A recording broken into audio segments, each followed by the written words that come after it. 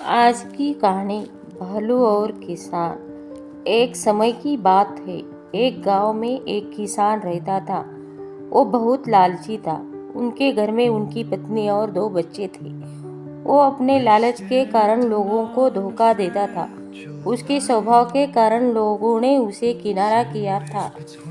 उसके लालच के कारण पत्नी बोली थी, लालच छोड़ दो, अपने फायदे के लिए लोगों का इस्तेमाल नहीं करो और लालच छोड़ दो। पर किसान नहीं माना। एक दिन तंग आकर उसकी पत्नी मायके चली गई। किसान अकेला रह गया।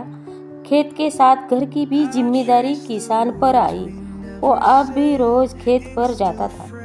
अकेले काम करना उसकी बस की बात नहीं थी। एक दिन वो सोचा कि क्योंकि मैं खेत में काम करने के लिए पास के जंगल में से एक कोई जंगली प्राणी ले आऊं, उसे थोड़ा बहुत खाना देकर मनमर्जी काम करा लूंगा। अगले दिन वो जंगल में गया और एक भालू को अपने खेत में काम करने का प्रस्ताव दिया। भालू ने पूछा, उसे क्या देगा? किसान ने कहा, उसे 2 वक्त का भोजन देगा। भालू ने कहा, भोजन के साथ फसल में हिस्सा चाहिए। किसान ने सोचा, अभी इसकी बात मान जाता हूँ, बाद में ऐसी कोई तरकीब निकालूंगा इसी फसल में कोई हिस्सा न देना पड़े। उसने हामी भर दी। भालू उसके साथ खेत में चला आया। अगले दिन किसान भालू से कहा, मैं इस बार जो फसल उगाऊंगा उसमें से आधा आधा हिस्सा दूंगा। ऊपर का हिस्सा तुम लेना, नीचे का हिस्सा मैं लूंगा। भालू मान लिया। किसान ने इस बार आलू उगाए। भालू दिन रात काम करता रहा। जब फसल हुई, किसान ने जड़ में लगे सारे आलू ले लिए और भालू को ऊपर की पत्तियां दे दी। भालू समझ गया किसान ने उसे मूर्ख बनाया और नाराज होकर जंगल में जाने लगा। तब किसान उसे बहलाकर रोकते हुए कहा, अगली बार उसे नीचे का हिस्सा दूंगा। तब भालू मान गया और जंगल में वापस नहीं गया। इस बार वो रात दिन काम करता रहा, मगर किसान ने चालाकी दिखाकर किसान ने इस बार खेत में गेहूं बोई। जब फसल की कटाई का समय आया तो किसान ने सारे गेहूं ले लिए। भालू को जड़ दिए गए। भालू बहुत नाराज हुआ। भालू बहुत दुखी था।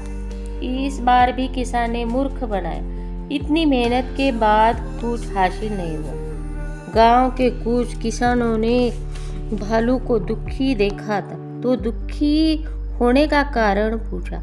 भालू ने सारी बातें बताई। किसान भालू की मेहनत देख चुके थे। उन्होंने उसे अपनी खेत में काम दिए, फसल होने पर हिस्सा भी दिया।